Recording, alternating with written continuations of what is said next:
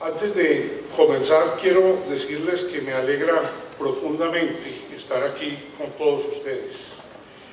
Me alegra porque estoy convencido de dos cosas.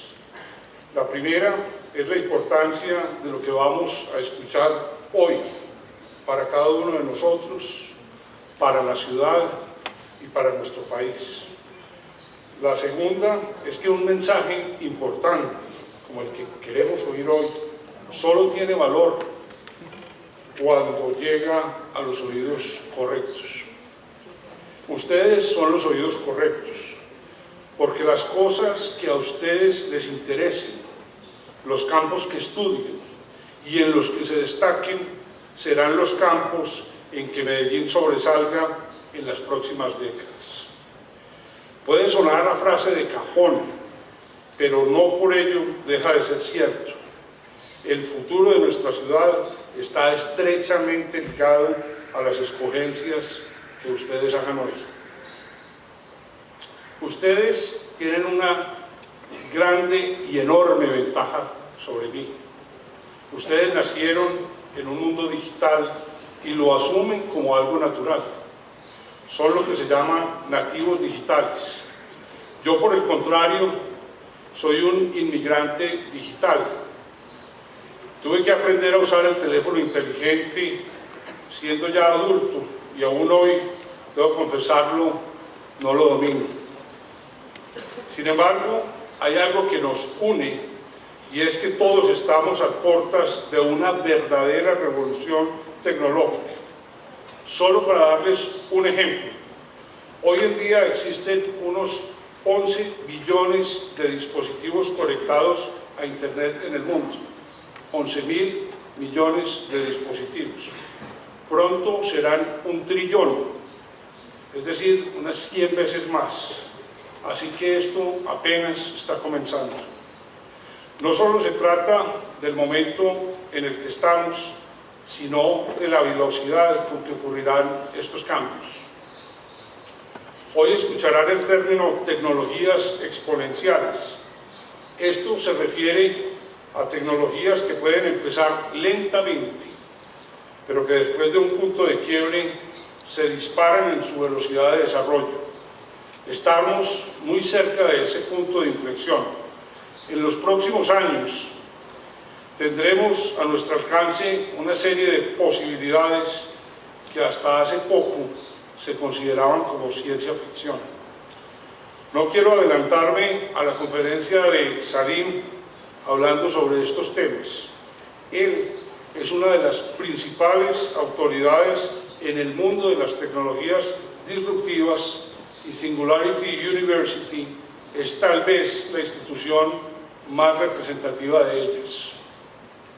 Yo simplemente quiero decirles que esta nueva era irá acompañada de una situación nunca antes vista y es la democratización.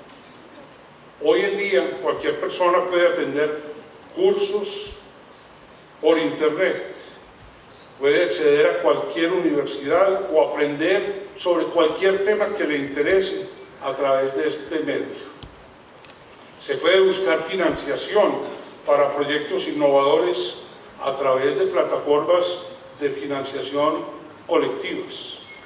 Las personas pueden hoy conectarse sin costo desde cualquier lugar del mundo para trabajar en un proyecto. En resumidas cuentas, tenemos a nuestra disposición los recursos necesarios para cambiar el mundo como lo conocemos. La intención de Cementos Argos, invitándolos a esta charla, no es otra que compartir con ustedes la nueva realidad que creará la tecnología e inspirarlos para que asuman un rol protagónico en ella. Muchas veces las noticias sobre la violencia, las drogas, el terrorismo nos bajan el ánimo y nos deprimen y quieren casi que dejarnos inmersos en un mundo que está dominado por la desesperanza y la indignación. Ustedes, que son jóvenes talentosos, pueden inspirarse en las posibilidades que la tecnología, la innovación y el emprendimiento pueden generar a una sociedad como la nuestra para transformarla. Si logramos en el día de hoy sembrar en ustedes esa semilla inspiradora, nos sentiremos absolutamente felices en Cementos Argos. Muchas gracias a todos ustedes por estar aquí y por el comprometedor futuro que estoy seguro ayudarán a crear para nuestra ciudad. Muchas gracias.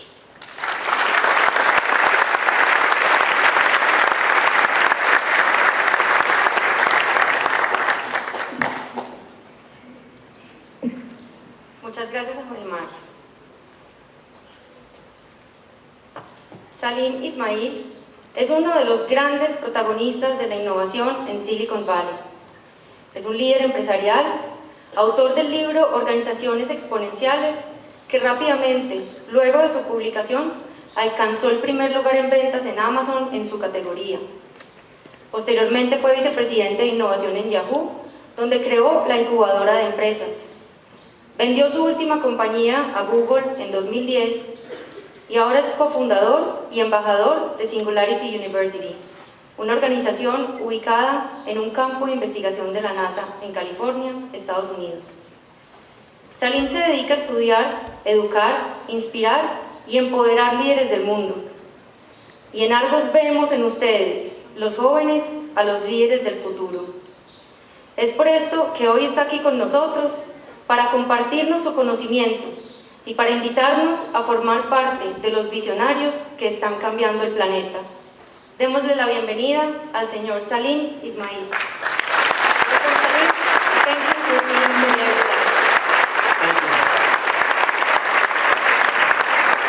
Muchas gracias. And that's all the Spanish I know. How many of you have heard of Singularity University? Can I just see a show of hands? Okay, a bunch of you. All right, got it. All right, so I'm going to run through a little bit about what we do, but mostly I want to focus on what are the technologies that we are facing. As Jorge said, we are about to see the biggest change in the history of mankind in this next 20 years. So essentially your role in it will be to drive this forward. The existing generation can't do it. They're too out of date.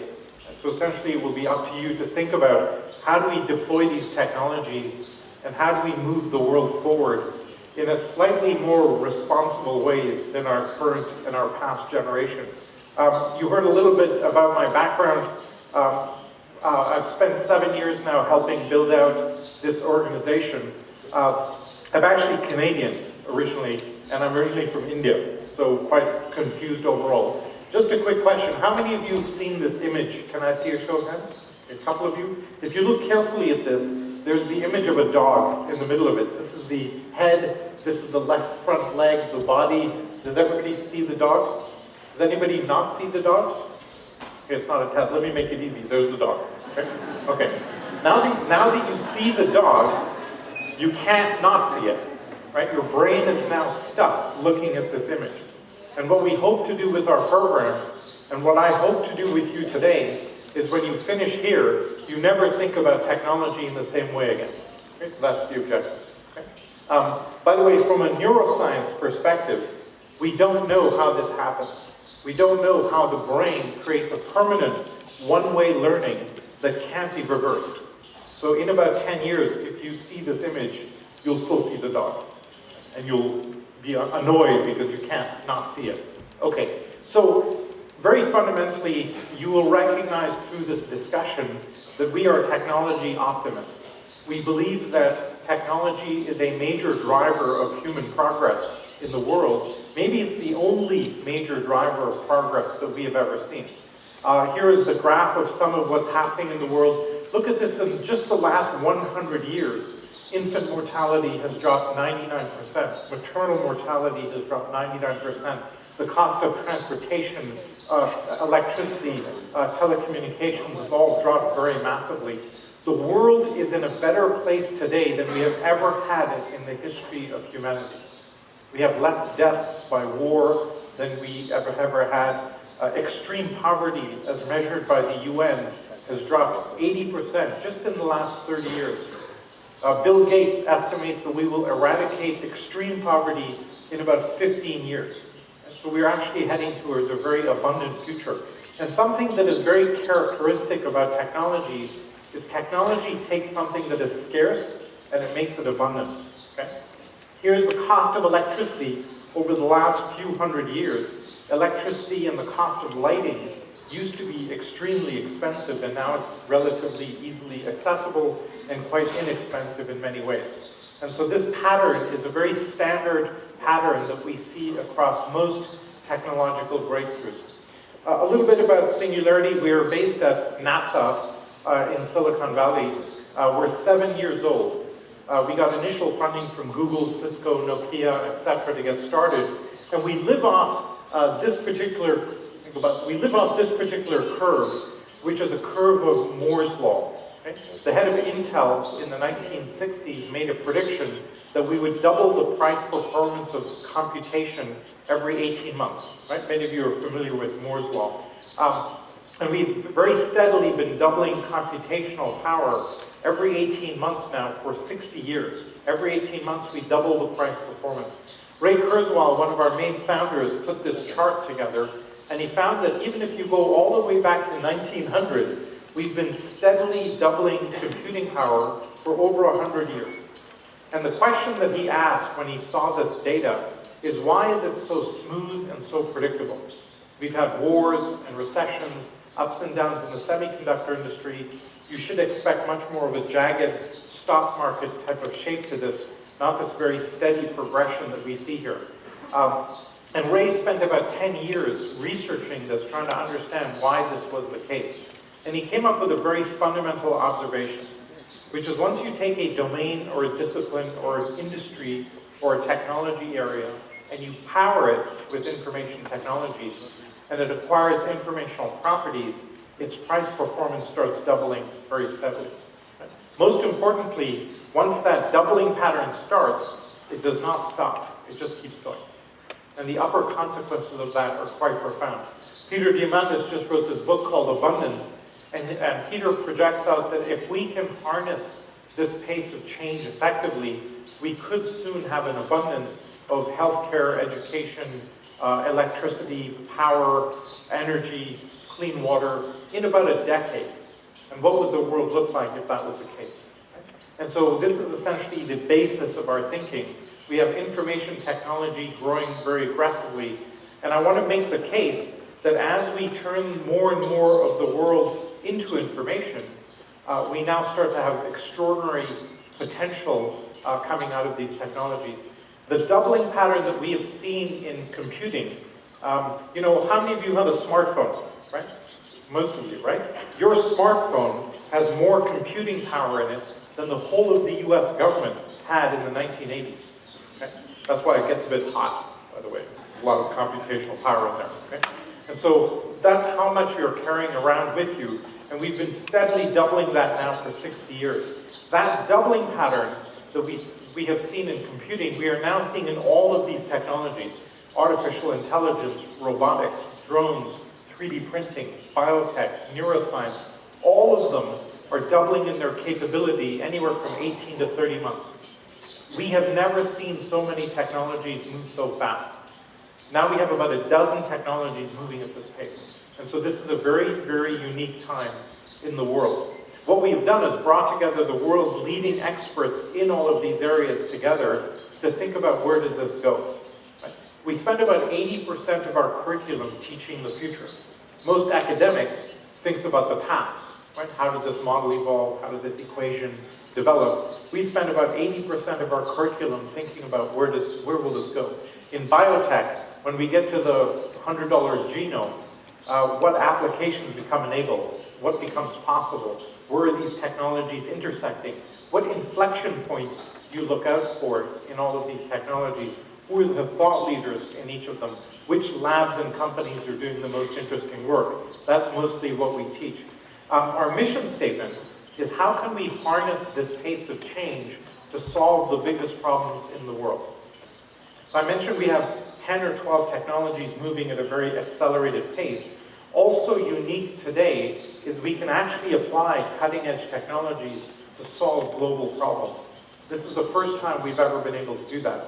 And so we're very excited that we have so many technologies moving so quickly, and we can apply this at a global scale. So when our participants come to listen and get educated at Singularity University, so every summer, we have 80 students that come from 40 countries that come and live with us at NASA for 10 weeks. Average age is 27 years old. Most of them have a graduate degree. And for half the summer, we deliver about 300 hours of lectures, labs, workshops on the future of these technologies. The second half of the summer, we turn into an incubator. And we challenge them to pick a global problem space: poverty, healthcare, corruption, education. And the challenge we give them is come up with an idea that would impact 1 billion people within 10 years. You have 3 weeks, off you go. And at the end of the summer, we launch these as NGOs, for-profit companies, research initiatives, and so on. I'll show you a couple of examples. This team from 3-4 years ago was looking at poverty. And they noticed that in Africa, 85% of the roads disappear, right, during the wet season. Right? And how do you solve poverty if you can't move anything around? In the middle of the summer, Chris Anderson from Wired magazine came and did a talk on drones. You're all familiar with these things now. And they had the idea, why not use drones to move medicine and food, especially where there are no roads? Right? This is a live test from Haiti, where they're delivering medicine to a camp. Now what's interesting about these drones is today you can carry a 4-kilo package about 10 kilometers. That's the range and capacity. But the underlying technologies are moving so fast, they are doubling in their capability every 9 months. So today's 4 kilos, by the middle of next year, it'll carry 8 kilos. By early the year after, 16 kilos. Then 9 months later, it's 32 kilos, and that just keeps going. So we're teaching our students, spot these doubling patterns, layer solutions on top of it. The solutions will then scale with the underlying technology. Okay. You may have seen this announcement from Amazon. They want to deliver packages using drones. This was inspired by our project. By the way, when they made this announcement, they had no such capability. But they managed to get this story on TV, and so their marketing people were very happy. Here's the latest news from this team. They're now delivering mail for the Swiss Postal Service. Interesting, in a mountainous country, if you can deliver mail using drones. Right? And I believe you have a few mountains here in Colombia. So interesting possibilities. Here's another one of our alumni. They're taking tree seedlings, putting a nutritionist gel around it, and then shooting them down from drones. These guys can plant 1 billion trees a year using drones. Right? So they're addressing the climate change issue by thinking about this one. A third example, this team launched a 3D printer up to the International Space Station about a year ago. It turns out, up at the space station, ironically, there's no space. It's full of extra spare parts, because if a valve goes bad, you'd better have a replacement. Right? But if you can make something while you're there, very interesting. And about 6 months ago, we actually created the first ever man-made objects made in space. Right? So interesting and flexible. So we've launched about 100 projects like this, all looking to do fairly radical things. Very importantly, before each of these people got into this idea, they had no experience in that technology. They all came into it from a beginner's perspective. Okay? We do a set of shorter programs that are a week long for CEOs, investors, government leaders. It's a 1-week program for executives. Right? If you're running a big company today and you're not aware of what technologies may come and attack you, you're not doing your job.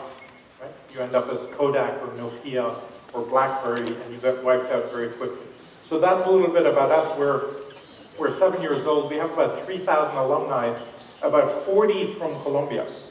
Camilo here is one of our alumni from our 1-week program, so if you want to ask him questions about what it was like. He looks a bit sleepless because the week, you don't sleep a lot in the week. I want to show you the example of what the outcome is. This is a program that we do that is 4 days long with CEOs of Fortune 500 companies, right? You can see some of the logos. So we get 80 CEOs for 4 days. And for 2 days, we give them briefings on these technologies. And for 2 days, we give them discussions on what to do about it. And we ask them beforehand, how aware are you of some of these technologies? And 75% had no awareness of these technologies, right? And probably most of the rest didn't really either. At the end of the 4 days, we said, how big of an impact will this have on your industries? And we gave them a timeline of 2, 4, 6, 8, 10 years, and a severity scale of low, medium, high, game-changing impact. And we asked them to gauge, in their opinion, how big of an impact will this have? And this statistic absolutely floored us. 80% of them said that these technologies would have a game-changing, dramatic impact on their industries within 2 years. Okay? 100% within 5 years. All of them had urgent action items when they got back to the office. And so that's essentially the educational gap we're trying to achieve. So let me run through some of what we're seeing out in the world. The first that's very obvious is that we're digitizing the world. Your memories are not in your heads, now they're in your smartphones. Right? All our relationships are now digital via social networks as opposed to analog. All of our communications is very, very digital. And it's all driven by this pace of change in computing. This is the original microprocessor in the 1970s, had 200 chips on the original circuit board, and now we have teraflops of computing on the same physical space. We're actually reaching the end of integrated circuits. The chips are getting too hot now to really dissipate the heat. But now we're starting to see things like quantum computing come along. And again, like anything quantum, it seems to work, but nobody knows how. It requires a lot of alcohol to discuss, so I won't cover it here. Okay? Here is the MacBook Air. This is my laptop here. Without the battery, that's the whole computer is right there. That's it. Okay? Everything else is the battery. And so we're shrinking this computation very, very dramatically. Jorge mentioned that we're kind of entering this new world. 10 years ago, we had maybe 500 million internet-connected devices. Okay? Today, we're up to about 11 billion. By the end of this decade, we'll be at 50 billion. But this estimate is from 2010. I talked to the Ericsson guys last week about this estimate, and they've changed the estimate from 50 billion by 2020 to 500 billion by 2020. Right? So this estimate was 10 times off. Okay? When they made this announcement 5 years ago, everybody said, that's crazy. We will never have 50 billion. And we'll hit 50 billion next year sometime. And so very dramatic changes. Now, shortly after that, we're going to get to 1 trillion. Okay? So think about that one statistic. We're going from 11 billion today to 1 trillion internet-connected devices in the next few years. We think we're 30, 40 years into the information revolution. On this statistic, we're 1%. We're literally just starting. Most of this disruption is actually ahead of us as opposed to behind us.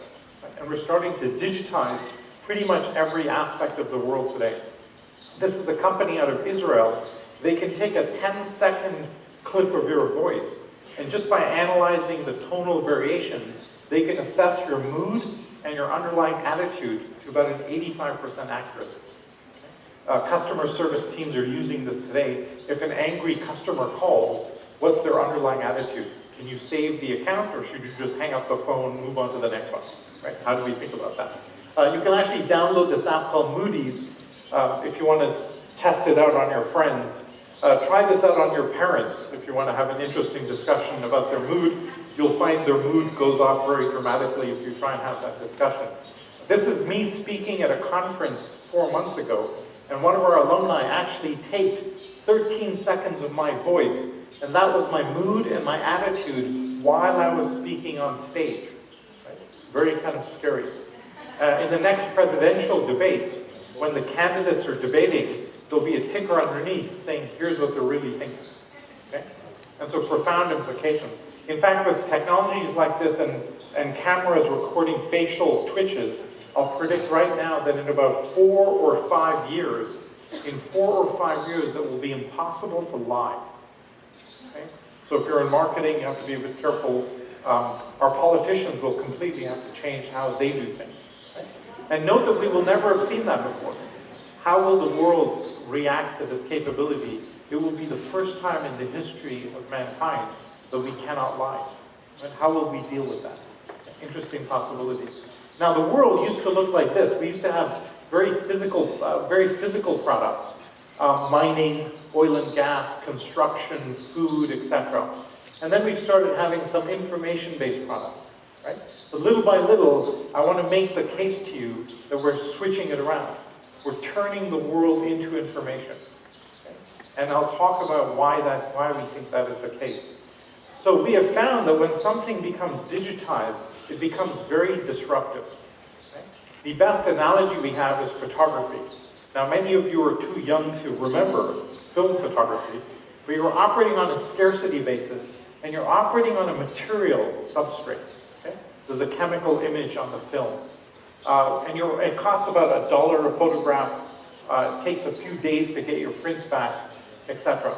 And as I mentioned, you're operating from a scarcity model. When you go to digital photography and you move to an information-based environment, 2 or 3 very important things happen.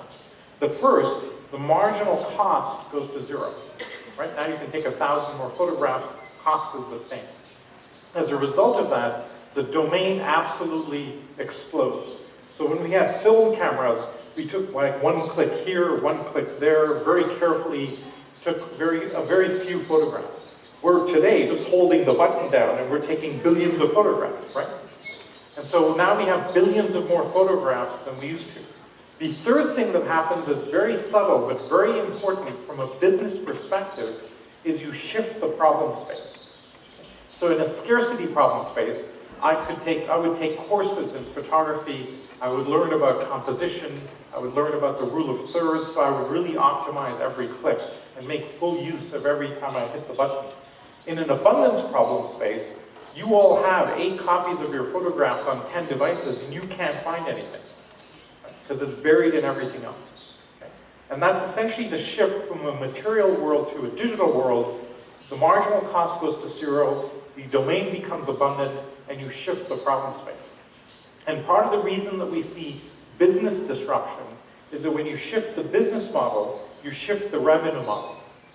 And new businesses occur, and the old businesses cannot make the transition to the new world. And so that's part of the reason why we see this. This explosion that we have seen in photography, we are now seeing that in all of these technologies. All of these technologies are going through this explosion, going from a material basis of the world to a digital basis of the world. And let me give you some examples. In artificial intelligence, as we turn the world into information, we use AI to manipulate and make sense of that information. Today we have 2 major types. One is called machine learning or shallow learning, where you give the AI a data set and it will learn the patterns from the data set. So for example, a machine learning algorithm today can do a better job of reading road signs than the human eye. Okay? That's an interesting inflection point. And then we're starting to do what's called deep learning, where you just let the algorithm go and it learns by itself. And so we're starting to see self-learning in these AIs very aggressively. An algorithm today can do a better job of grading a literature essay than the teacher today. Okay? So a machine can do a better job of grading a literature essay than the teacher. In robotics, you're all familiar with these $20 helicopters that all the kids are playing with, right? 5 years ago, that capability cost $700. 8 years ago, it wasn't possible. So this capability was not possible. The miniaturization, the servo motors, the stabilizer was not possible 8 years ago. 5 years ago, it was $700, and now we throw it away like a toy. Huge, and of course, when it's $20, it means that many more people can play with it, experiment with it, and so on. How many of you have seen Baxter? Anybody here? So Baxter is a stock-picking robot where you move its arms to show it what to do, and it then runs a stock-picking line from then on. Okay? There's a huge inflection point in robotics here that's been hit. I'm going to play this again. In industrial robotics, we always had to prescriptively program the robot. You had to say, pick up a widget, turn 90 degrees, move over here, turn back, put it down. And it took months to program the robot. Okay? Baxter's adaptive. You move its arms. It uses image recognition and video processing to do the job. Does not need programming. Okay? Takes 25 minutes to train. Costs $22,000. Doesn't form unions, doesn't take coffee breaks, does not get sick, mostly. Okay? This guy here is smiling, but he's about to lose his job. Basically, this is where this is going, right? And so extreme fascination where this goes. Right? And to give you a sense of this pace of innovation, the really expensive part of Baxter is this red arm. Costs $10,000 for that arm. Moves in 17 degrees of freedom, has a ton of actuators built into it.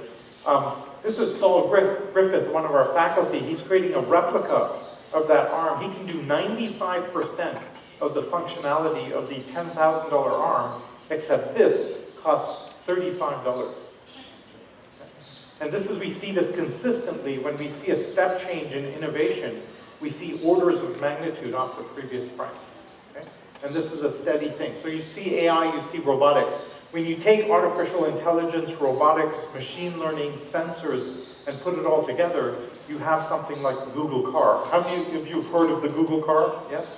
Okay, good. This car has now done more than 2 million kilometers on California streets and highways without an accident. Okay? More than 2 million kilometers. Most of us could not drive more than 2 million kilometers without an accident, and definitely not in Medellín. Okay? There's just no way you can do that here. Quite unbelievable what's happening here with this. But we're going to change the basis of society with this technology. For example, we've estimated that once you have a critical mass, enough cars on the street will increase the capacity of existing streets and highways between 10 times to 15 times. So when you can get 10 times more people down the streets, it'll solve some of the traffic problems that we have around the world. Okay? Note that real estate values spike in the middle of big cities. Right? In the middle of the city, it's really expensive to buy a house or an apartment because it's so hard to get in and out. When it's 10 times easier to get in and to get out, real estate values will smooth out. Okay? So interesting implications. Note that our whole, once you have Uber or drones, how many of you have tried Uber? Show of hands, right? Okay. And note that Uber is a very small percentage of the fleet. Really small piece of it, right? But fundamentally, our whole society is organized on a geographic basis.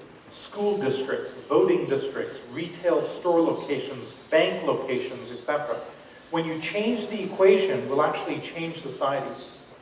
Okay? I have a 4-year-old son. He will never get a driver's license. In fact, many of you won't bother to get driver's licenses because you'll use Uber to get everywhere. Right? And certainly your kids will never get driver's licenses. Right? Now, when I was turning 16, the first thing I did was I was down at the Department of Transport getting a driver's license, and my whole generation was the same. We turned 16, we got our driver's license to get away from our parents, basically. Right? How will this new generation deal with that? So we're going to see a very fundamental shift in society as well. Let me give you the latest news on the driverless car. As of 3 months ago, we now have a self-driving truck operating and licensed in the state of Nevada. Okay, it's working and operating. About 6 months ago, a professional race car driver was beaten on a track by an autonomous car. Okay? That's an interesting inflection point. Singapore has announced that they want 1/3 of the city, 1/3 of the city, operating with autonomous taxis as a test within 6 months. Okay? And the CEO of Volvo just announced that when they launch their autonomous cars, they will take on all the liability. And so this changes everything. Most people think this paradigm is 15 to 20 years away. We think this is 5 years away. In the US, we spend 9% of GDP just on the cost of accidents. 9% in the US, okay? In the US, 50% of all the legal cases in the courts, 50% of all court cases are car-related. And so when we can get rid of that, huge implications for society. Fundamentally, human beings should not be driving. basically. In 20 years, we will look back and we will say, why did we ever let human beings drive? We are not good control systems for 2-ton cars moving at high speed. Okay? And so we're going to see a huge inflection point. Let me pause there. Any questions about the autonomous car? Because there's some very big implications of this. I want to see if there's any questions, right? Anybody have any questions? Anybody here? Question over there? Yes. English or Spanish? English, okay. Yell it out and I'll repeat it. Yell it out and I'll repeat it.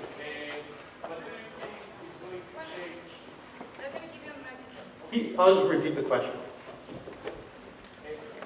What will happen in 2 years with Tesla Motors and the deep learning that is taking with the automatic mode that it's already learned? So that curve, it will help to get there? Yeah, so your question is what happens to the Tesla in 2 years because the cars are learning the routes, etc.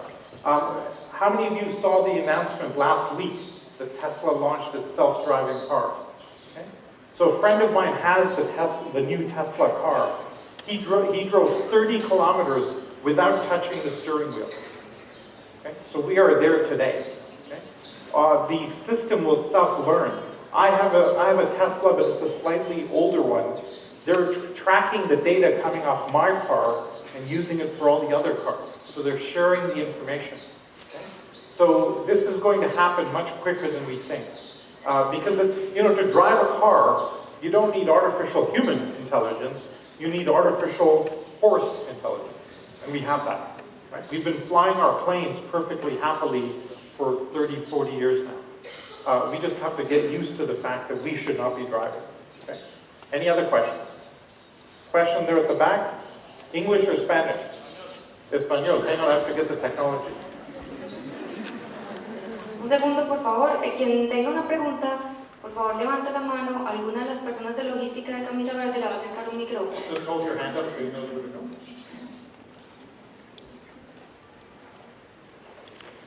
Hola, ¿qué tal?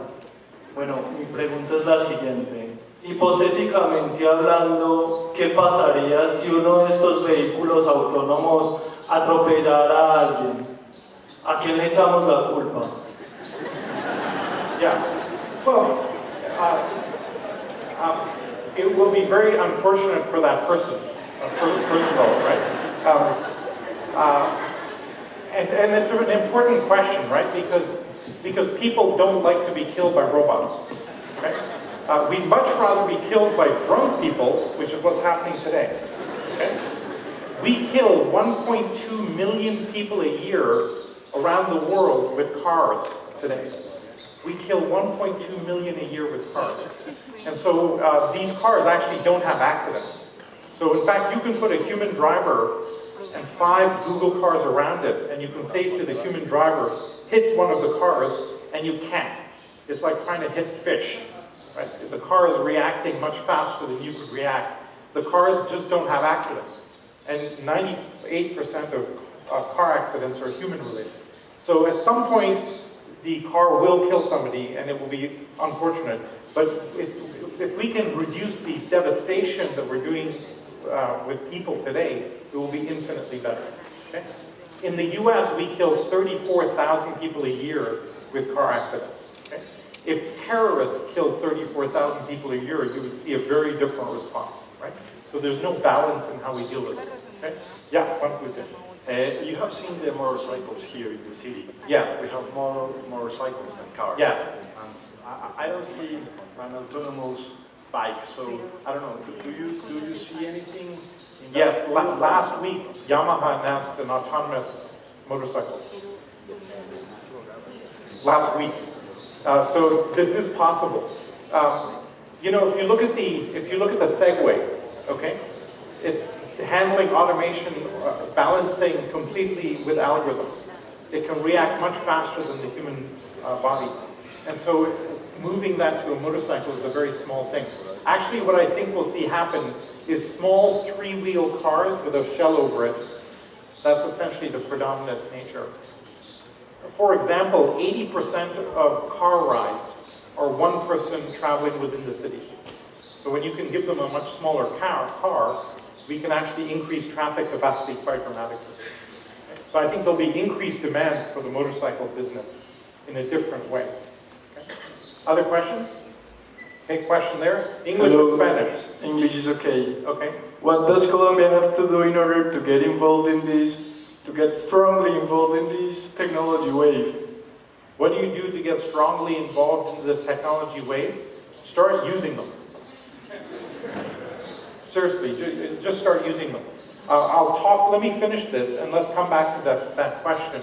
Because in the past, getting access to these technologies was only possible if you were a big company or if you were government. Okay? And I'm going to show you that that's not the case today. Anybody here can access any of these technologies today. Okay? One more question. Yeah, question over there. English or Spanish? Spanish. Spanish, hang on. Go ahead. Pues, o sea, según lo que se plantea y lo que se va a ver, ¿cómo se ve el mundo del automovilismo dentro de 15 o 20 años?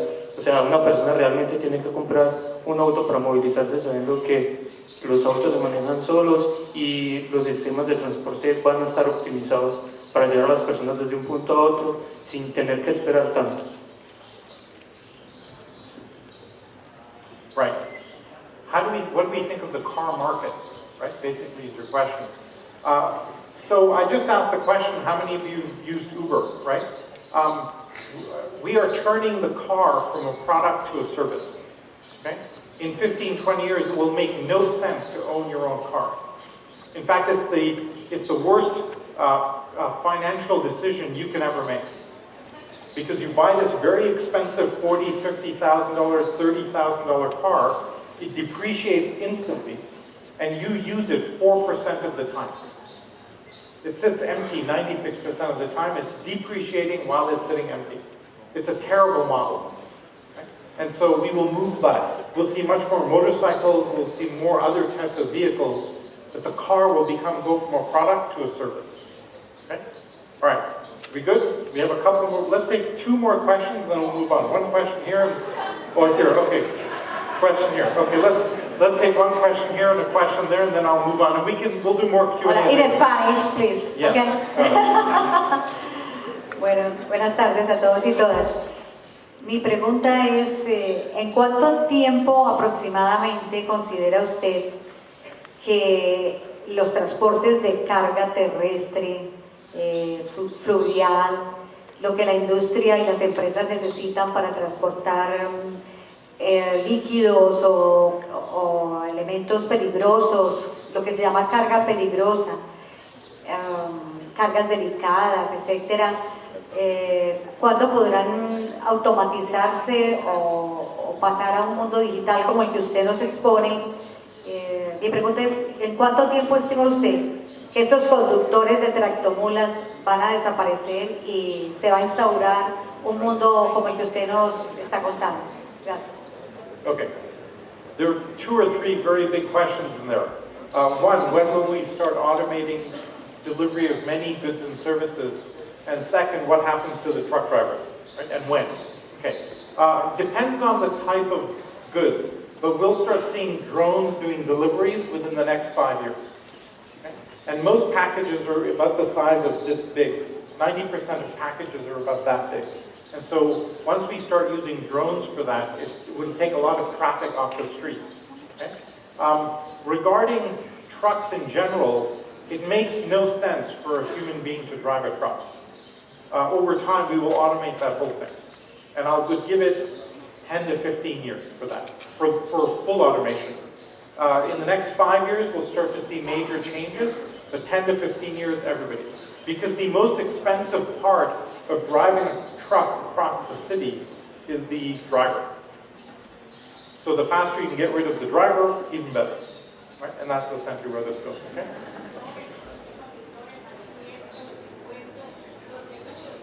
Let's come back to that, because you're asking what happens to all the jobs. Right? I'll come back. Okay, last question there. Yeah. English or Spanish? Okay, just yell it out and I'll repeat it. Where do you think all this will, in what point do you believe all these will get and what effect do you believe it will have on humankind? On human? Kind. Humankind? Yes. That's a really big question. Let's wait to come back to that at the end. Okay? Let me finish. I've only just started, so let me get going a little bit more. Okay, that's the car. Let me touch on 2 more technologies to give you some sense. I'll take more questions later, okay? So I'm going to touch on 2 more technologies just to give you a sense of what's happening. In biotech, 50 years ago, we discovered that life was actually information-based. You take A, T, C, and G, the 4 molecules of DNA, and you combine those in interesting ways, and you get all of the diversity that you have in biology. In the same way in computing, where you have physical silicon, logic gates, software modules, networks, etc., it turns out we have the same stack in biology. Proteins and genes form biochemical reactions, then metabolic pathways, and then more complex forms. We are finding out that biology is a software engineering problem. Okay? I'm going to repeat that. Biology is a software engineering problem. Okay? Now, when you learn a new language, you learn how to read, then we learn comprehension, then we learn how to write. Okay? This is the cost of reading DNA. It kind of roughly followed Moore's law, but now it's moving at 5 times the pace of Moore's law. It's doubling in its capability every 4 months. This may be the fastest moving technology we have ever seen. About here, it cost about $3 billion to sequence the first human genome. Okay, $3 billion. The second one cost about 400 million. Third one was about 50 million. Today, we're down to about $1,000. We've gone from $3 billion down to $1,000 in 13 years. By 2020, it will be cheaper to sequence your genome than it will be to flush your toilet. Okay? It will be less than a penny. And when you flush your toilet, we'll sequence everything that goes through there because it'll be an interesting thing to do. Okay? What viruses, bacteria, etc. do you have inside you? So now we've learned how to read DNA very well. Now we're starting to write DNA. This used to be a $10 million machine, and you can do the same thing now for $1,000 in your hand. Okay? So we're sort of rapidly changing the game. Now we're starting to write DNA, and when you start to write DNA, really crazy things happen. There's a team working on bringing back the woolly mammoth. We're about 2 years away from a live woolly mammoth wandering around. It's going to be a little confused. Its habitat will have changed quite a bit, etc. We won't ever get back to full Jurassic Park, but we'll come close. We're going to come close. Okay? Now this has enormous implications for conservation, right? The giant panda is alive today because it looks cute. Right? Now that we know we can bring it back, do we let it go extinct? Because we can just store the DNA. How do we think about the ethics of that? Right? Enormous implications for this. Now we can actually use, these are extinct hawks. We've kind of figured out how to recreate their reproductive organs, use chickens, and we can use 2 chickens to breed a hawk. We can do this today, by the way. Okay, quite profound. Okay, this is teams of college students getting together to hack DNA in interesting ways, and they have a contest to see who has the most creative application for DNA synthesis. This team took DNA from jellyfish that glows in the dark, crossed it with a cat, and you can buy this pet that glows in the dark. The cat's not very happy, it can't hide anymore, right?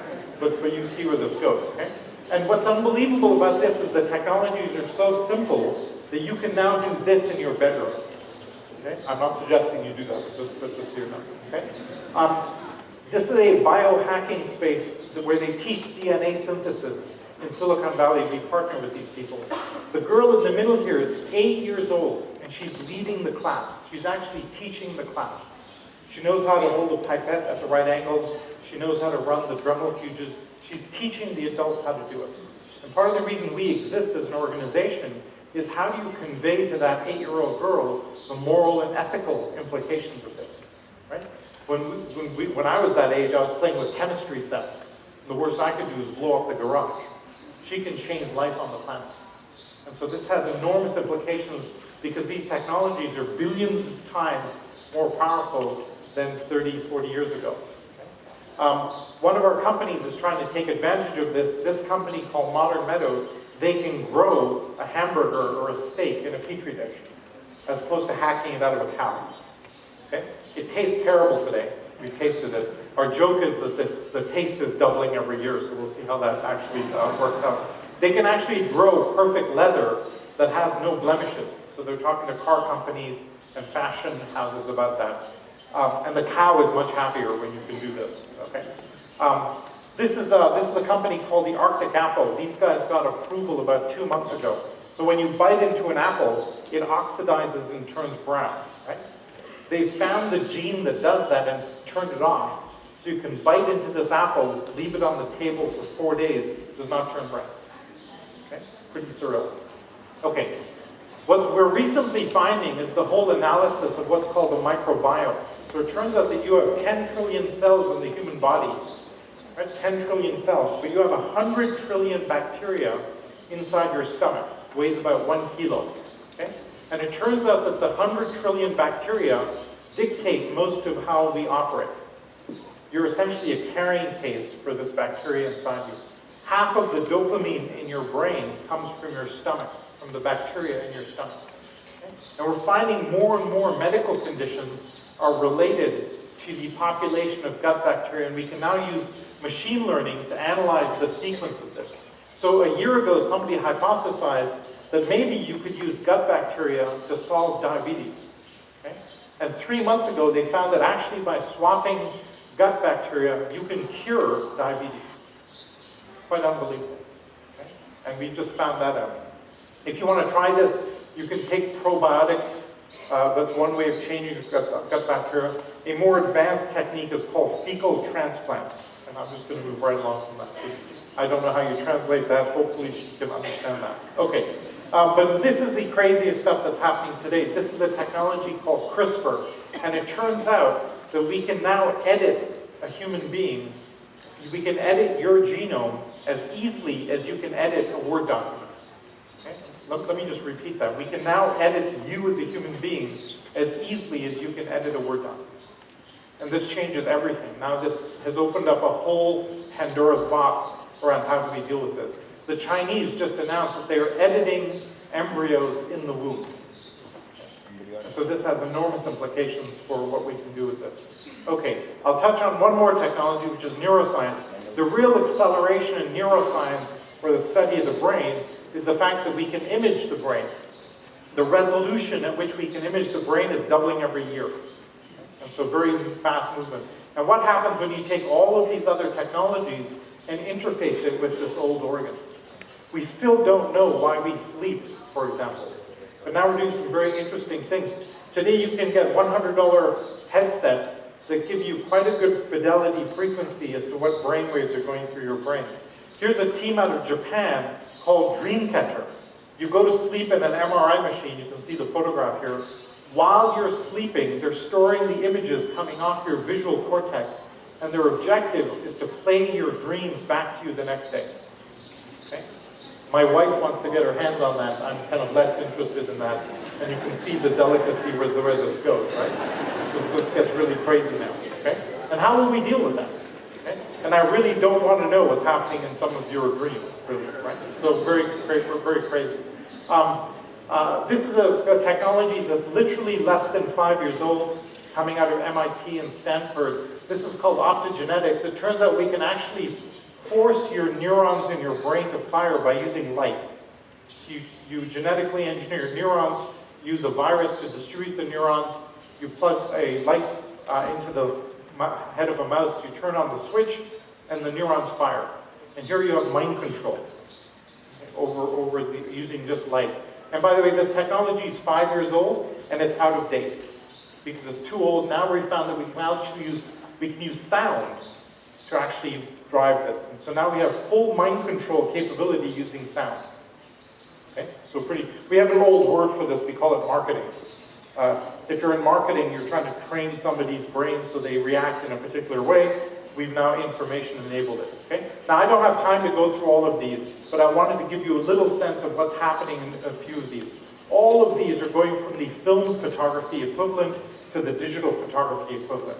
They're going from scarcity to abundance, the costs are going to zero, and the domain is exploding. Okay? All of you have full access to all of these technologies. They're essentially free. Let me give you 2 examples of the broad implications of this in industries, and I'll give you 2 examples. There is something called the Tricorder X Prize. Anybody here familiar with the Tricorder X Prize? Okay, a couple of you. So Peter has a $10 million prize for literally the Star Trek tricorder. Okay, somebody will win $10 million when their handheld device can beat 10 doctors in doing a diagnosis.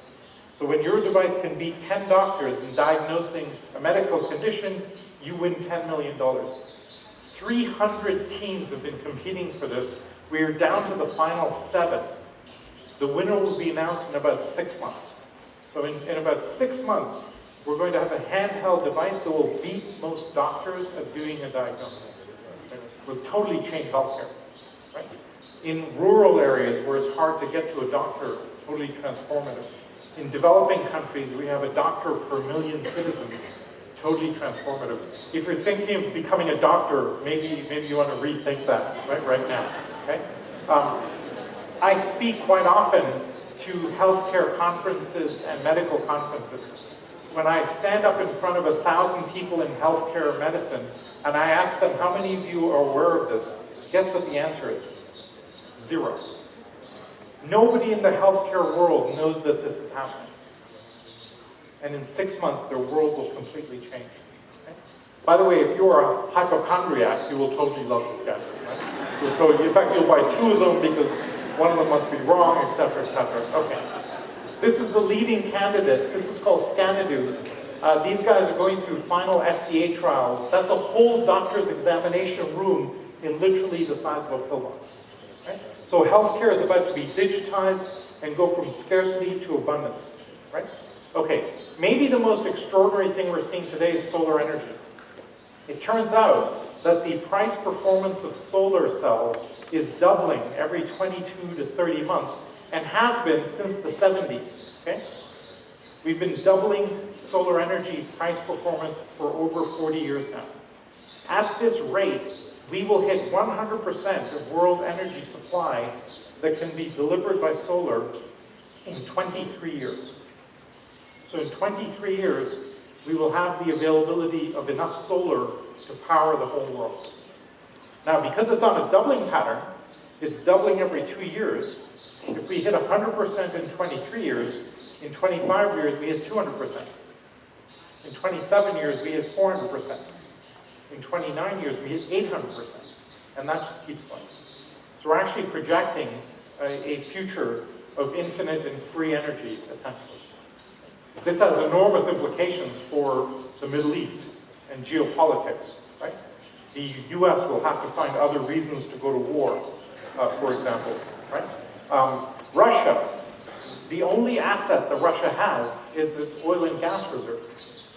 Saudi Arabia today is selling off its oil as fast as it can, so oil prices will stay low for quite a while. And this is putting enormous pressure on Colombia, Venezuela, Mexico. Ecuador is on a downward spiral because they assumed high oil prices. And so we're going to see massive changes in the world because of this. This is the relative cost of solar to other fuels. Next year, solar becomes cheaper than the energy coming off the US grid. Next year. And then we're going to see a huge investment, inflection point into solar. And here's the last 5 years. This is the last 5 years of solar. Look at the way this has dropped off a cliff. Now equivalent to oil and gas. Okay? This is quite incredible. So this is what's happening. Now, when I speak to people in the energy business, how aware are you of solar? What do you think the answer is? 0. They don't want to know. And so huge implications coming in the energy world. Okay, this disruption is all very kind of cool. I could go on for a long time. We have lots of videos about it, and the technologies are all very sexy. But we are not set up for this pace of change. Okay? All of the mechanisms by which we run the world, our civics, our politics, our legal systems, healthcare, education, intellectual property, all designed for a world a few hundred years ago. Not for today. Definitely not for 1 trillion sensors coming down the pipe.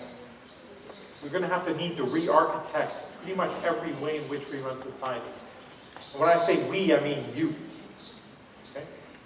Because most of the world cannot do this. It's going to need your generation to adapt to this new world and create the structures to navigate and manage this new world. Our existing structures can't do it. And we're seeing now this breakage of what's happening in the world today. The rise of fundamentalism in the world, whether it's Islam or Christianity or Hinduism in India, is a reaction to this world. These people are saying, it's going too fast, slow it down, let's go back to a better time. Okay? Now they're false, because this is the best time ever, but it's a very uncomfortable place to be. And so we have to essentially adapt the human species to this new world. Okay? And how many of you are feeling a bit freaked out by technology? Can I just see a show of hands? Right? And the rest of you too freaked out to raise your hands? Okay, I guess not. Okay. The reason is we all have at the back of our brains this little organ called an amygdala, which is constantly scanning for bad news. It's an evolutionary mechanism. When we evolved on the plains of Africa, if you heard a noise in the bushes, you ran, because bad news could kill you. Right? Today, bad news doesn't kill you in most cases, but we still run. Right? And this is why when you first hear about the Google car, the first reaction is, oh my God, that car might kill people. But once you realize the data, it's a much better place to be. So our amygdala is what's driving the world today. Here's the reaction that we're seeing in the world. Let me show you what this looks like. Can I get a little bit of volume for this? Okay, thanks. So this is what it's like. I showed you the Google car, right?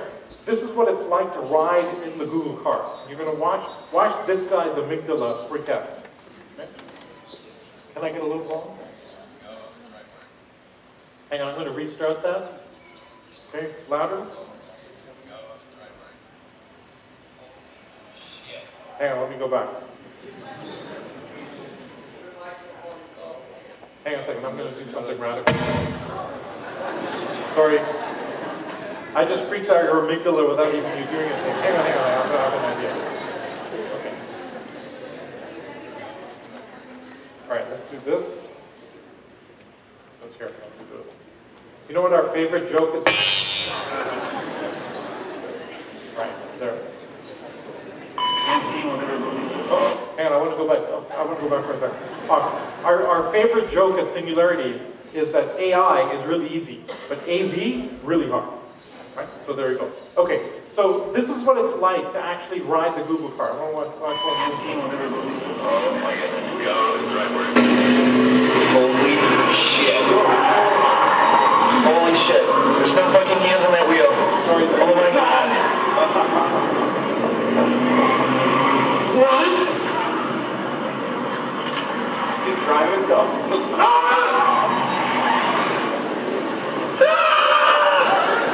All right, you get the general idea. That scream, okay, that scream is the visceral, it's the primal scream of humanity meeting advanced technology, right? And when you first get into that car and it takes off at high speed and it's driving the obstacle course faster than you could drive it yourself, and there's nobody at the steering wheel, your brain freaks out. Okay? And what we're seeing around the world today is the world is freaking out because of this information-based environment. Okay? This is the Prime Minister of Turkey from last year. Okay? A smart, intelligent guy, totally ridiculous comment. This is his amygdala freaking out. Okay, this is the U.S. amygdala freaking out here, trying to use old structures to address new problems. Okay? And you can see when information may not want to be free, it definitely wants to be liberated. And you simply can't use old techniques to address these new problems. And so we have some very fundamental structural issues around this. We've been showing this image for 7 years. This is the US Constitution with the Fourth Amendment. This is the right to privacy scratched out. Okay? And we've been warning for 7 years that this is where we're headed. And now we're there. In the US, we have lost constitutional protection to privacy. A fundamental pillar of American society has disappeared with no public conversation about it. I'm Canadian, I don't have expectations of privacy anyway, but if you're American, this is a pretty bad place to be. And there's no way of updating the Constitution. A Constitution is like the software that runs a country. You have to be able to update it occasionally. And so we have some very structural issues in how do we deal with this. Let me go through. Okay, I mentioned that this causes enormous stress to all of our regulatory frameworks. I mentioned, this is a photograph from our curriculum planning meetings. The most unique attribute of our model at Singularity is that we update our curriculum in real time.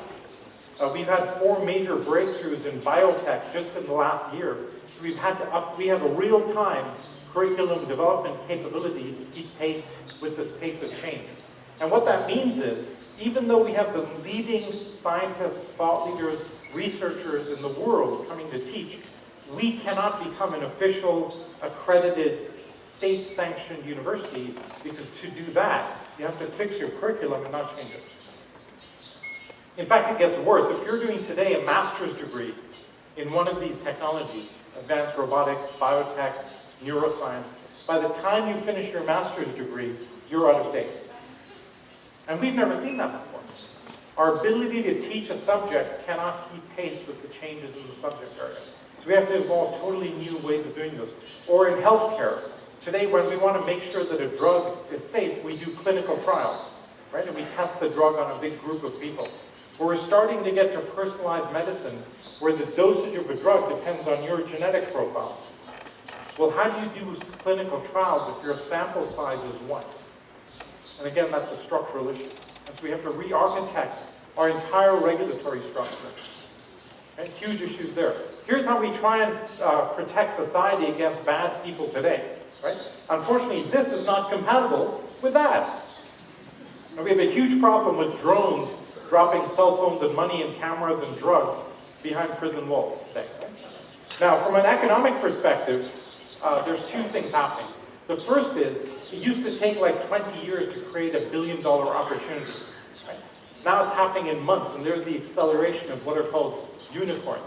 Right? And here's what we see. Once you fully digitize an industry, and you turn it from information from one end to the other, you tend to see this blue cliff where the revenues go along, and then a huge deflation cliff hits, and you literally fall off a cliff in revenues.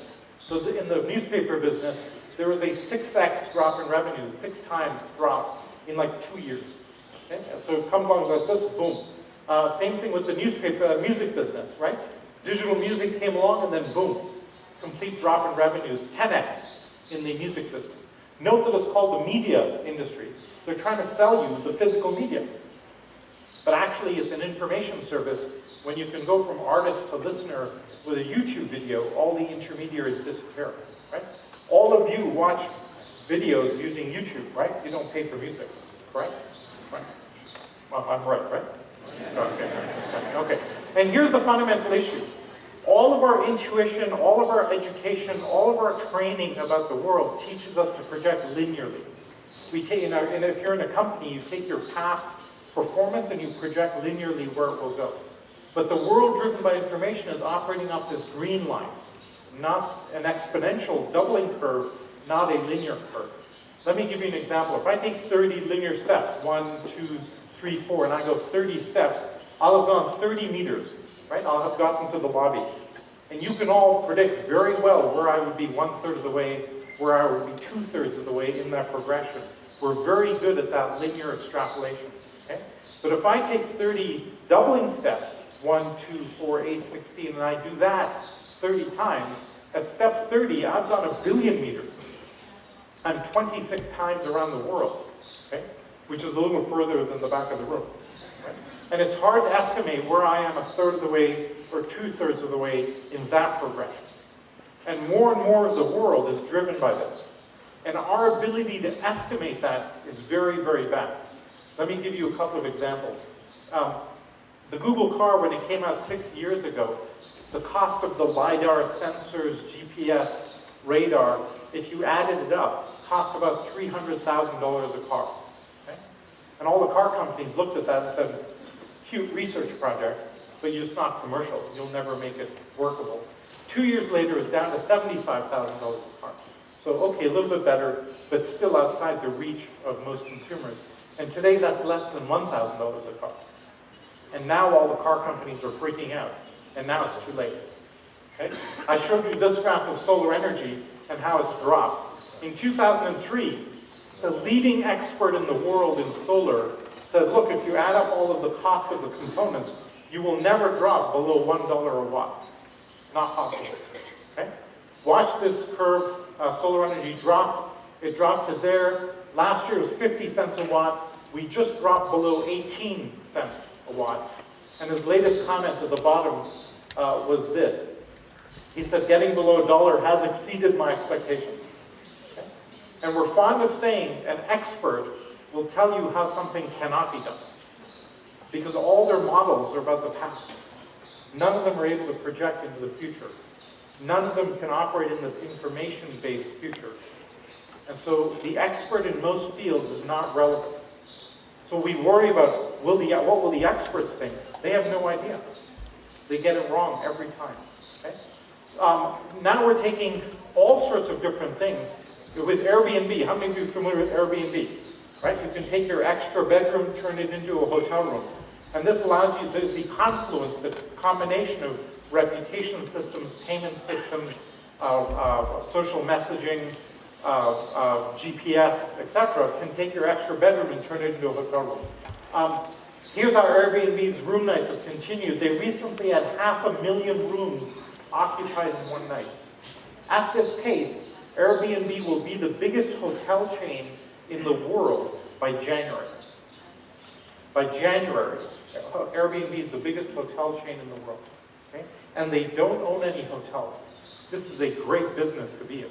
You're the market leader, you have none of the legacy costs. Okay? We're seeing that anywhere where you have episodic use of an asset. There was a great question about the car earlier. It's going to turn from a product to a service. There's about 24 startups in each of those verticals turning anything that you own into an asset that you can share. Okay? And that's where the business side of it is going.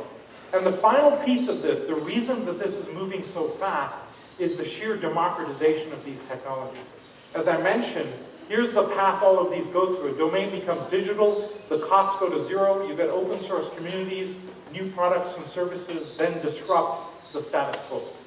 And this is happening in drones, in biotech, in Bitcoin, in 3D printing. Everything is going open source, the cost is dropping to zero, anybody has access to it. And the reason that the individual now drives it, the reason that the entrepreneur is so important, is you can take on risk. A big company cannot take on risk.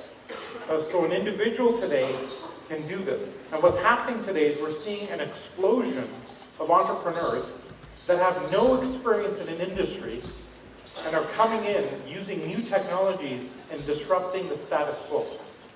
Elon Musk may be the best example, right? He has no experience in the car industry, in the energy industry, or the space industry, and yet he's created market leaders in all of them. Okay? Let me give you a couple of examples. I really want to make this point home. Here's a village in Vietnam, and there was a boat that used to come to deliver diesel fuel to the village. The boat stopped coming, so all of a sudden this village has no diesel fuel, and now they're stuck.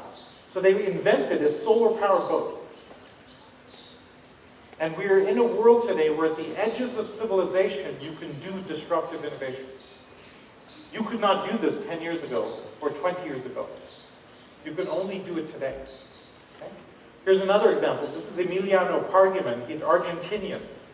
Our faculty has voted that he is the most likely to actually impact 1 billion people. What Emiliano is doing is launching nanosatellites that are about the size of a shoebox, about this big. Once he has a network of these up in space, he's going to be able to provide real-time video anywhere in the world to a 1-meter resolution. A real-time video. We'll never lose another Malaysian airliner. His first 3 satellites have already launched. And before this, no experience in the space sector. He just got $50 million in funding from Tencent. How many of you know of Jack Andreka? Okay. Pancreatic cancer. I'm going to tell this story. I think this is worth telling. So Jack is 14 years old, and his uncle dies of pancreatic cancer. We have a huge issue with pancreatic cancer. We only detect it in stage 4. And then you have 98% mortality.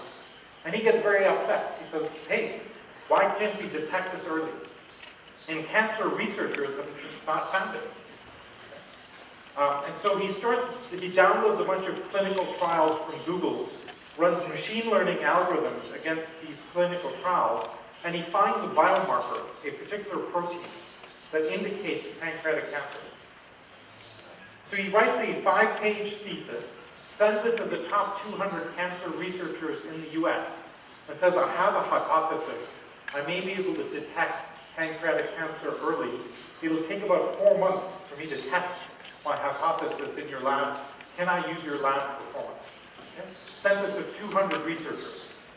199 out of the 200 looked at this paper and said, he's 14. He doesn't have a medical degree. He's not a doctor. He can't possibly have figured this out. One of them was Johns Hopkins University, and they said, you know, he lives nearby. Let's bring him in and just talk to him. So they said to one of the researchers, look, bring him in, talk to him, you know, give him a coffee cup or something and send him on his way. And so they brought him in, talked to him, they found out, this kid has thought about this. They gave him 4 months of lab space, and it turns out he might be correct. His work still needs to be peer-reviewed, etc. But this 14-year-old may have moved the needle. He may have changed the game from 98% mortality to 98% survival. And he did it by searching Google. This is what's possible today, right? And none of the existing doctors figured this out. So all of the power in the world sits in your hands today. Because you have a beginner's mind, you have access to new technologies.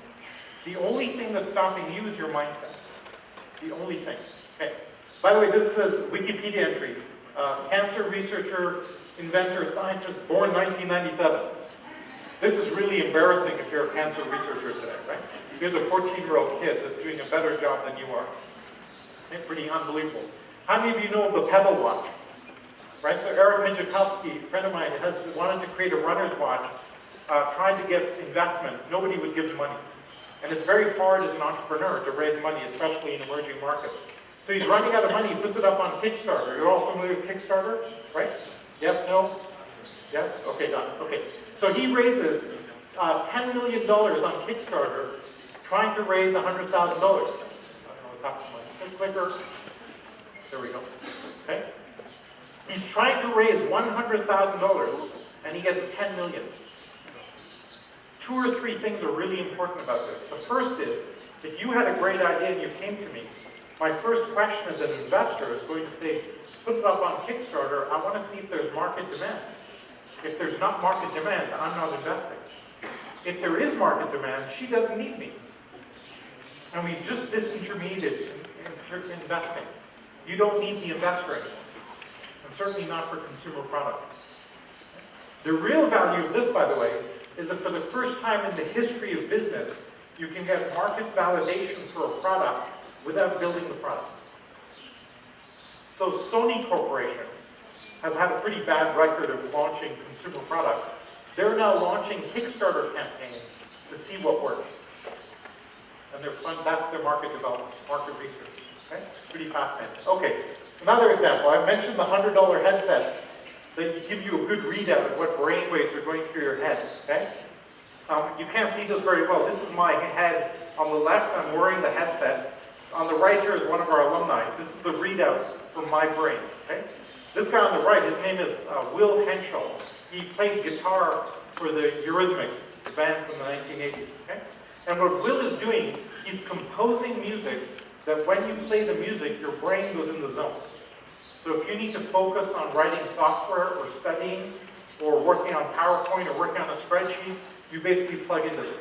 And this is my brain before and after. You can see my brain is flooded with alpha waves, which indicates I'm in a focused state. Now, right now, if you want to study, you all drink Red Bull, right? Now you essentially can just use this. And so really fascinating what's happening. By the way, they found this is better for all of you with ADD and ADHD. This is better than any of the drugs. They're giving the kids study. Okay, maybe the most unbelievable thing we're seeing today, and for me, the most disruptive and exciting technology is Bitcoin. And Bitcoin as a currency is really fascinating. Lots of the characteristics that we look for in a traditional currency. Okay? The real value of Bitcoin is going to be microtransactions. Today it's not worth doing a transaction for less than about $1 because the costs are too high. But if I can drop the transaction cost by 1,000 times, now things get really interesting. But the really valuable part of Bitcoin is the blockchain. How many of you are familiar with the blockchain? Okay? Go check this out. If I could give you one recommendation, learn about the blockchain. I think this is the most disruptive technology in the world today. And the reason that it's disruptive is that the blockchain solves a really fundamental problem called reconciliation and authentication. Okay? So we have lots of systems in the world that require third-party authentication. So when you go to vote, there's somebody there saying, yes, they voted, right? When you go to a bank says, yes, they deposited this money, yes, we lent it out over there. The only thing about a bank that's interesting is the authentication of who put money in, who took money out. If you can decentralize the authentication, you don't need the bank. And so we're going to have all sorts of systems like voting systems, retail banking, payments, multi-signatory contracts, all disappearing in the wake of the blockchain. Because you don't need central authentication. And I'll happily answer why in the Q&A. Okay? So Bitcoin I would put somewhere around here. It's about to explode in corruption, which is a huge problem in Asia, Africa, Latin America. Corruption can be solved with the blockchain. Okay? Very profound implications. Okay, how many of you are familiar with the Hyperloop? Okay, so Elon Musk is developing, taking oil pipelines and shooting people down it in pods at 6,000 kilometers an hour. Okay? He wants to get from Los Angeles to San Francisco in 20 minutes, whereas today it takes about 5 hours. Okay? And I was talking to him and I said, Elon, if you accelerate somebody from 0 to 6,000 kilometers and then decelerate them, my degree's in theoretical physics, you're probably going to kill them. Right? And his answer was, yeah, it's an issue. Okay? And there's the mind of a great entrepreneur. For me, it's an impossible problem. For him, it's an issue. You just have to overcome it. Okay? And they've solved that problem. So this might potentially completely transform long range. And note that this is one guy doing this. It's not a government. It's not a big company. It's one guy. Okay? That's what's possible today. So there's our Dalmatian. And hopefully you never walk out thinking about the technology the same way. Let me close with 2 examples of what's happening today. We had in 2010 about 1.2 billion people online. Okay? We've doubled that today, more than doubled. We're almost at 3 billion people online. By the end of this decade, we're going to have 6 billion people online. Okay? The biggest marketplace in the history of mankind is being created in this next 5 years. Okay? And all of these 6 billion people will have one of these. This is the latest Indian Akash tablet. This is an Android tablet, 1 gig Android tablet, Wi-Fi, Bluetooth camera, and it's a phone. The manufacturing cost of this just became $10. This is now $10 to make, and it's dropping in price 50% a year. By 2020, these will be essentially free. Rodrigo Arboledo, who ran the One Laptop Per Child project, has been driving this curve forward. As we get to cheap computing, 6 billion people will have one of these tablets. Okay? And they're all going to be online. How many of you are familiar with the Google Loon project? Show of hands. Okay, so Google is launching weather balloons to deliver free internet access anywhere in the world. They launched this project 3 years ago. When they launched this project, there were 2 sets of people, 2 buckets of people that said this will never work. The first were the balloon experts, who said, look, a weather balloon goes up, the material freezes, it cracks, it comes down.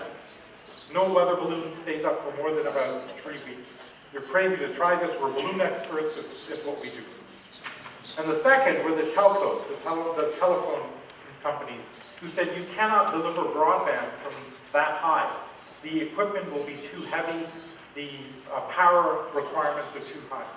3 years later, the balloons are staying up for 200 days at a time, and they're delivering 40 megabits a second down to the ground. The country of Indonesia just contracted with these guys to deliver broadband across the whole country. Okay? And so, massive implications of this. So 6 billion people online within 5 years, all having broadband. That's the world that we're living in. The biggest, most exciting time ever. Now, I talked about healthcare becoming digital. You remember my paradigm originally, right? We go from film photography to digital photography. You go from scarcity to abundance. I talked about how healthcare is becoming digital. I talked about how education is becoming digital. I talked about energy becoming digital. And now we have virtual reality. How many of you have tried the Oculus Rift? Okay, a few of you. So you know what it is? It's an iPhone taped in a scuba mask to your head, basically, right? Okay, here's a guy, he's trying the Oculus Rift for the first time. And I want you to watch his reaction. He's about to go over this roller coaster. Here's the left eye and right eye perspective of this roller coaster. Watch his reaction. Oh, by the way, this is a very experienced gamer. He plays Doom and World of Warcraft all the time, right? Watch his reaction. Okay. Can I get some volume? Good. There, okay. Good. He's just going over the edge. Oh! And there he goes. And you can see his physiology.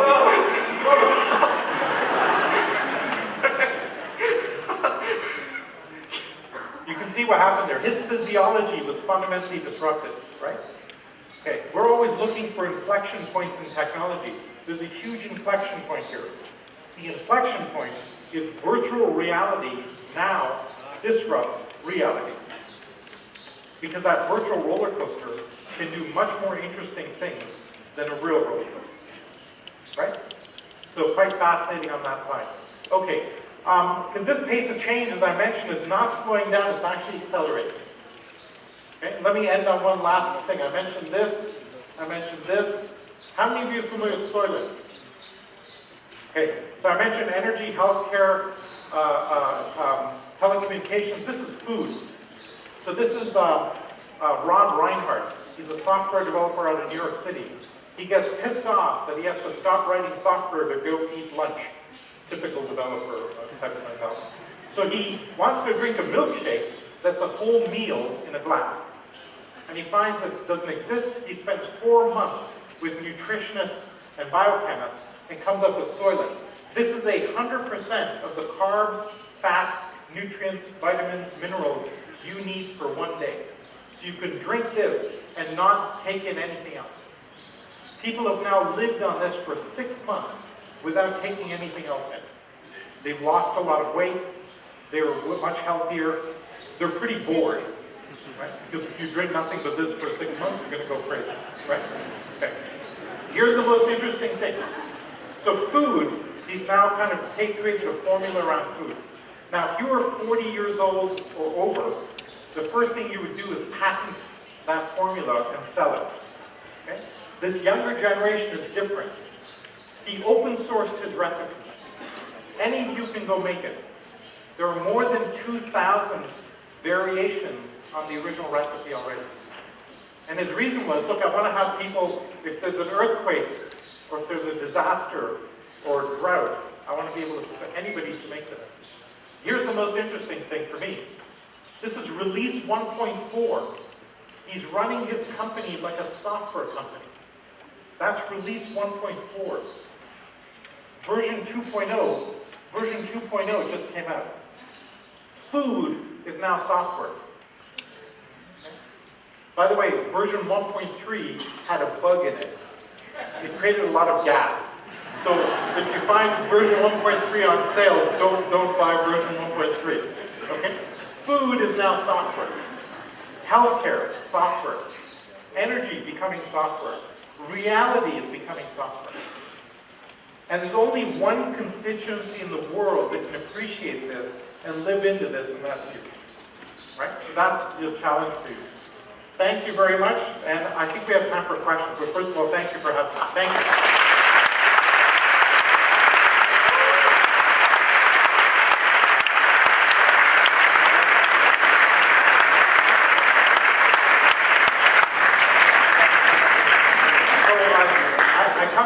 Different areas there.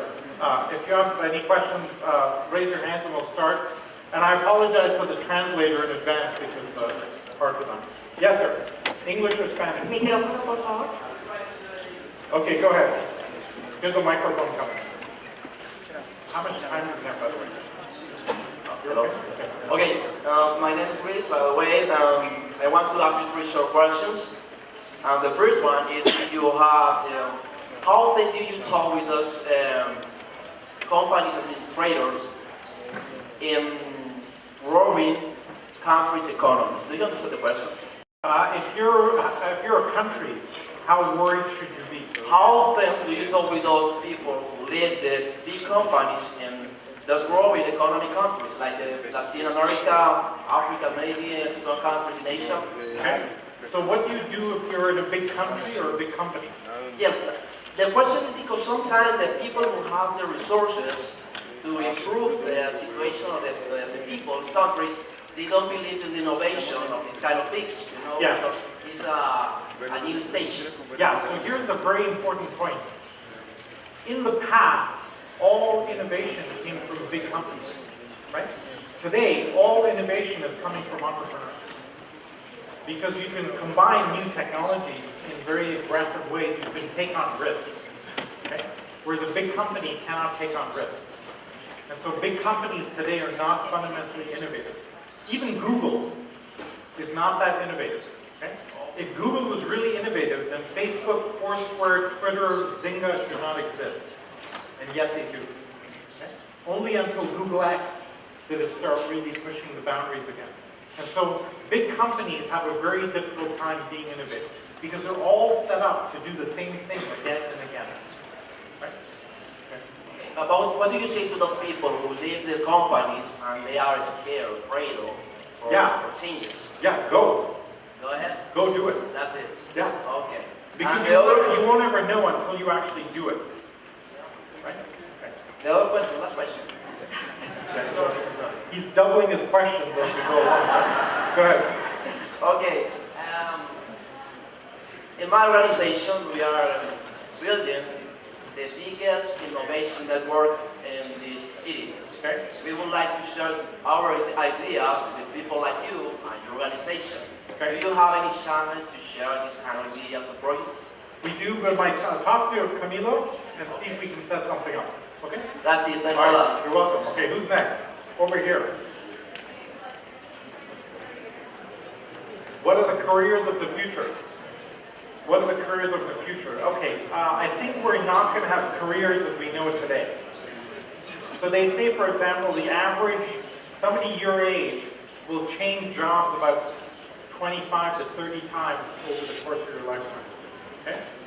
So that's how often it'll change. I found that I've changed my career about every 5 years, but that time is shortening.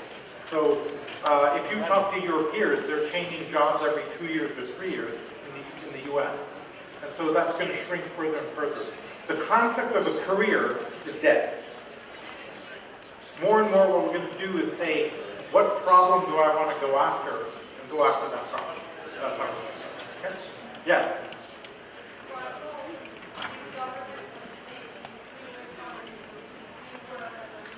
So what role does government take in this new world? It's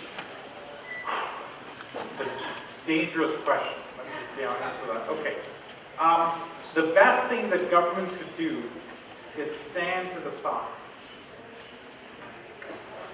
But no government can really handle standing to the side. Okay?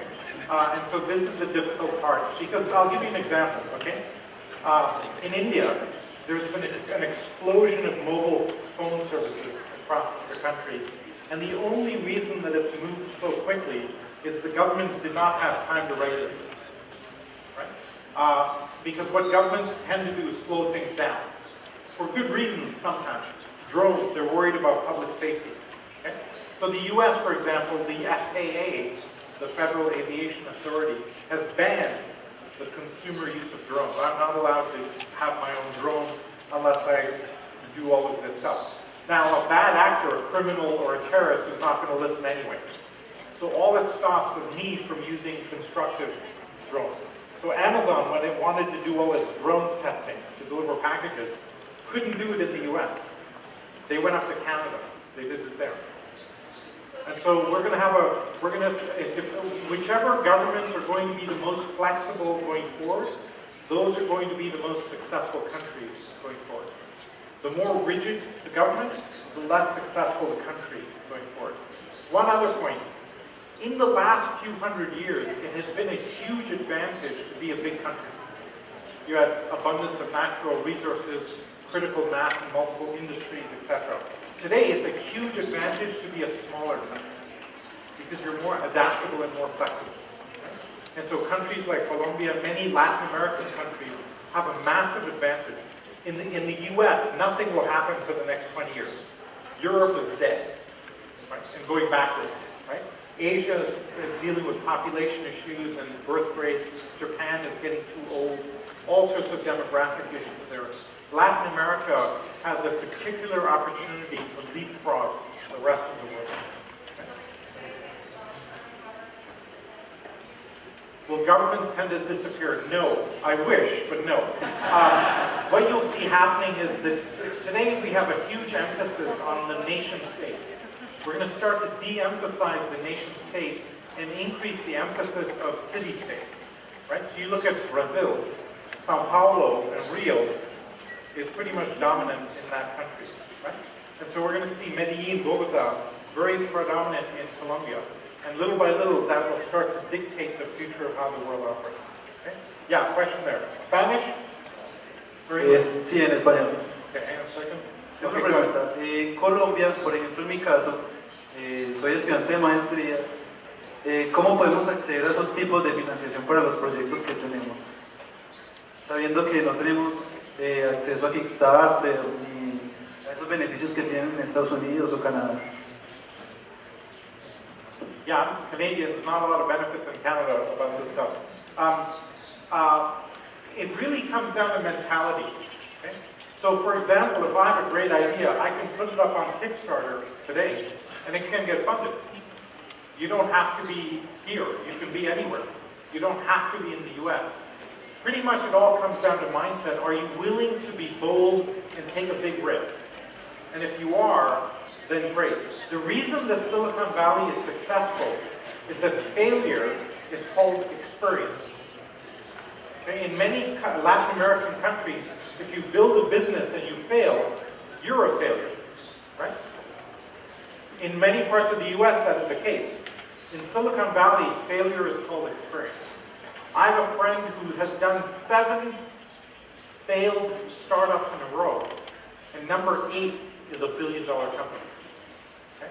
And he would never get that chance so many times anywhere else in the world, only in Silicon Valley. And so if you can figure out culturally how to deal with that, that's a way to solve it. And I'll give you an idea right now. You can do this with Argos, or you can do this with the government, or do with the mayor of Medellín. Find the 3 entrepreneurs that took the biggest risk every year and put them on TV. Give them a huge prize, reward the taking of huge risks. And you'll start to create a cultural acceptance of taking risks. And that's what needs to happen. Okay? Other questions? Salim, you live here in the stage. You need to pick last 2 questions. You're killing me. Speak over. Go ahead. You pick the last 2 questions because... 2 questions? Yeah. Okay, 2 questions. We'll go 1 there and 1 there. And Jorge has 1 also. Okay, go ahead. Go ahead. English or Spanish? Okay. So you explain in your model that everything becomes cheaper and cheaper to the point that it's almost ridiculous enough money. Yeah. How is the economical part is going to affect the modern world? Because the economy is a major part in government and the whole system of a country. So we come to a point in which these places can only find money because everything is so cheap. Yeah. How is it going to affect the world? Yes. So your question is, what happens to economics as the cost of everything goes to 0, right? Okay. There's actually a good precedent for this. Our world today, all of the business models around the world today are about selling scarcity. Every business today gets an asset or a workforce, puts a legal boundary around it, and sells access to scarcity, right? Whether it's a great chef at a restaurant or a hotel on a beach, selling scarcity is essentially the basis of business today. We're going to transform that from scarcity to selling abundance. So Uber taps into an abundance of cars sitting around. Airbnb taps into an abundance of extra bedrooms lying around. So you change the business models, you will have a deflationary period because we won't be spending as much money on things because healthcare is cheaper, education is cheaper, etc. We end up having a lot more discretionary income to then spend on some of these other things. And so, for example, if we went back a few hundred years ago, we were all working 20 hours a day in the fields just to put 3 meals on the table. We've actually steadily shrunk the amount of time needed to earn a livable wage, and now we can actually earn a reasonable amount while working 40 hours a week. And so little by little that will continue to shrink because technology is delivering more and more productivity to the world. Okay? So the basis of the economy, so success of a country in the future will not be measured by GDP. It's a very old structure, again. So we'll have to transform that. Okay? All right, last question. Yeah, I hope it's a good one. English or Spanish? Español. Okay. Buenas tardes. Mi pregunta es más enfocada a mercadeo. ¿Cuál es la forma de llegar a un consenso entre la ley y la tecnología de forma que el consumidor no pierda ni la autenticidad ni la intimidad? Can you repeat the question? Claro. Mi pregunta va enfocada a mercadeo. ¿Cuál es la forma de llegar a un consenso entre la ley y la tecnología de forma que la sociedad, o sea el cliente, no pierda ni la autonomía ni la intimidad? Okay, I think you're asking what is the future of brands. I think that's the real question. No? No? No. It's about the customer. Privacy. Yes, and autonomy. And autonomy, okay. So what's happening with this new world is that more and more power is going to the consumer, right? I have an infinite amount of choice. People complain about Google, and I was talking to Eric Schmidt, the chairman, and he says, look, we're a website. You can shift away in 1 second from the brand, right? And so it's actually, most of the power, more and more power is devolving to the consumer over time. We used to be a producer economy, now we're a consumer economy, and therefore the consumer has huge power as to how they dictate and where their money gets spent. Now, over time, we're seeing that that means that companies are listening more, and the really smart companies are saying to their users and their customers, what products do you want? And then selling into that demand. And so what we're seeing new companies do is creating a community. And if you want a good example, look at the Chinese mobile company called Xiaomi, Xiomi, Xiaomi. Okay? And Xiaomi has created a group of super users, and simply when they want to create a new phone, they ask the super users, what do you want? And so they're listening more and more and then building the products that the consumer wants. Little by little, we'll see that more and more of that happening. Okay? I hope I answered your question. Somewhat. Are you talking about privacy as well, or where?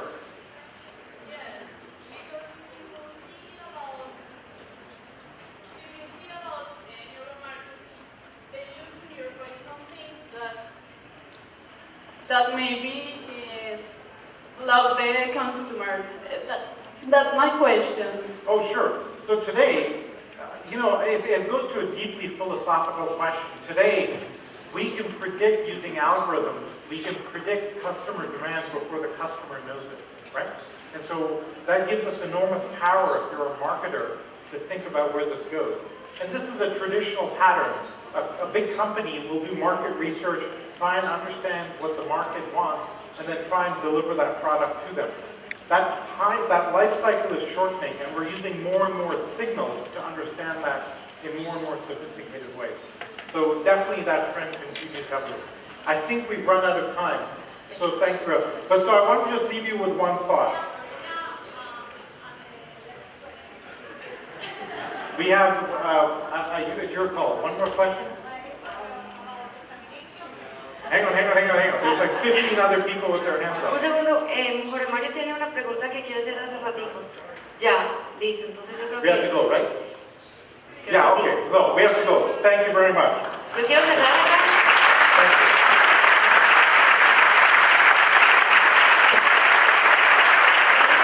Queremos agradecerles su intervención, tanta inspiración y, por qué no, el terror natural con el que podemos terminar luego de escucharlo.